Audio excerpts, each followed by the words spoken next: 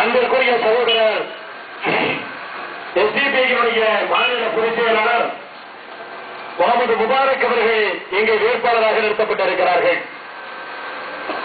அன்பிற்குரிய சகோதரர்களே, இன்றைக்கு நாட்டில் இருக்கக்கூடிய அரசியல் கட்சிகள் இன்றைக்கு இங்கு வேட்பாளராக நிறுத்தப்பட்டிருக்கிற பீட்டர் காங்கிரஸ் கட்சியாக இருக்கட்டும் அல்லது செந்தூர பாண்டியனுடைய அதிமுகவாக இருக்கட்டும், இந்த கட்சிகள் இந்த சமுதாயத்திற்கு செய்த நலன்கள் என்ன, இந்த சமுதாயத்திற்கு செய்த திட்டங்கள் என்ன, பயன்கள் என்ன என்பதையெல்லாம் இந்த சந்தர்ப்பத்தில் தான் நீங்கள் சிந்தித்து பார்க்க வேண்டும்.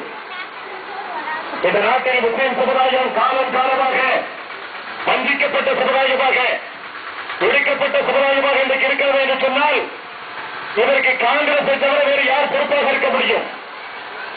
போன பாராளுமன்ற தேர்தலிலே நாங்கள் வெற்றி பெற்று இந்தியாவுடைய ஆட்சி பெற வேறினால் ராஜேந்திர சச்சாருடைய அந்த பரிந்துரையின் அடிப்படையில் மிஸ்ரா கமிஷனுடைய அந்த பரிந்துரையை நிறைவேற்றுவோம் என்று இந்த சமுதாயத்திலே வாக்குறுதி அளித்தார்களே இந்த காங்கிரஸ் கட்சியை சார்ந்தவர்கள், இன்றைக்கு மத்தியிலே ஆட்சியை பிடித்து 2 வருடங்கள் கடந்துவிட்டது.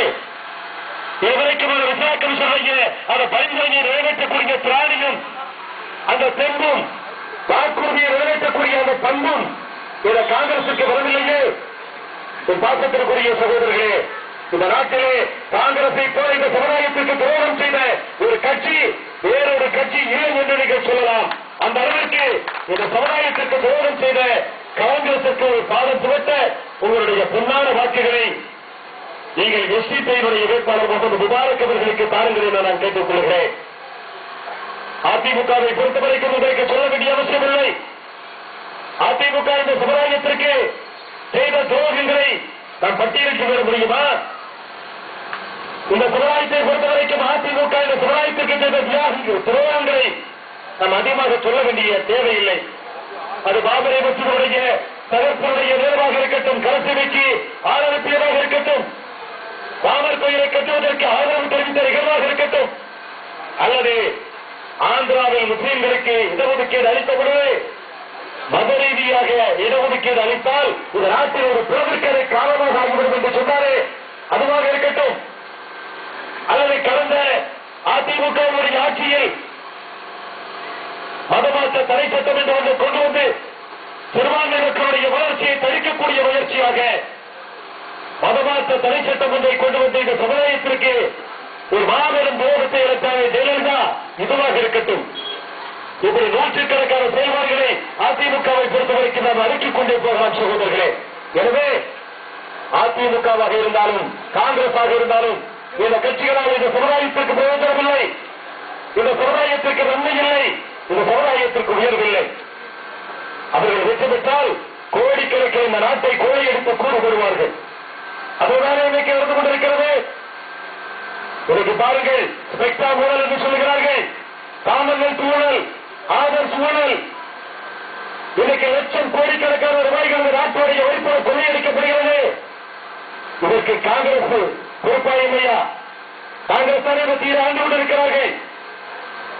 ஸ்பெக்டாவுக்கும் எங்களுக்கும் சம்பந்தம் இல்லை என்று காங்கிரஸ் சொல்ல முடியுமா? சகோதரர்களே, திமுகவை ஊழல் கட்சி என்றோ காங்கிரஸை ஊழல் கட்சி என்றோ ஜெயலலிதா தப்பித்து விட முடியுமா? கடந்த 5 ஆண்டு காலம் இதற்கு முன்பு அதிமுக ஆட்சியில் இருந்தபோது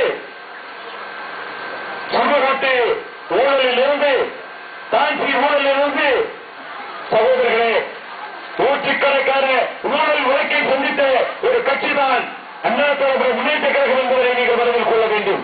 எதற்கு இதை சொல்லுகிறேன் என்றால், நாட்டை கொள்ளையடித்து கூறு கொடுக்கிற மக்களுடைய வரிப்பணத்தை சூறையாடுகிற இந்த காங்கிரஸ் அதிமுக கொள்ளையிடமிருந்து இந்த நாட்டை பாதுகாப்பதற்கு இந்த எஸ்டிபியை சக்தி பெற வேண்டும். இந்த எஸ்டிபியை வலுவான ஒரு கட்சியாக பரிணமிக்க வேண்டும். அதற்கு ஒரு வாய்ப்பை இந்த கடையிலூரிலே பாருங்கள் என கேட்டுத்தான் அன்பிற்குரிய சகோதரர் முகமது முபாரக் அவர்களை இங்கே நாங்கள் வேட்பாளராக நிறுத்தி இருக்கிறோம். இந்த கடையிலூரிலே நீங்கள் ஏற்படுத்துகிற இந்த சரித்திர மாற்றம், இந்த புரட்சி தமிழகத்தினுடைய அனைத்து பகுதிகளிலும் அதை எதிரொலிக்க வேண்டும். அது இந்தியா முழுவதும் எதிரொலிக்க வேண்டும். அத்தகைய ஒரு மாற்றத்திற்கு நாள் குறிக்க வேண்டிய நாள்தான் வருகிற ஏப்ரல் 13ஆம் தேதி நமது சட்டமன்ற தேர்தல் நடைபெறுகிற அந்த நாளையில் போராட்ட அரசியல்களுக்கு நீங்கள் ஒரு ஊர்வலாக திகழ, நீங்கள் ஒரு உதவியாளர்களாக மாற, போராட்ட எஸ்டிபியுடைய போராட்ட அரசியலுக்கு நீங்கள் ஒரு பங்காளர்களாக மாற உங்களுக்கு பொன்னான வாக்குகளை நீங்கள் டிவி குழுமத்திலே தாருங்கள். அன்பிற்குரிய சகோதரர் முகமது முபாரக் அவர்களை வெற்றி பெற செய்யுங்கள் என உங்களை பண்போடும் பாசத்தோடும் தாழ்மையோடும் கேட்டு எனது உரையை முடித்துக் கொள்கிறேன். நன்றி, வணக்கம்.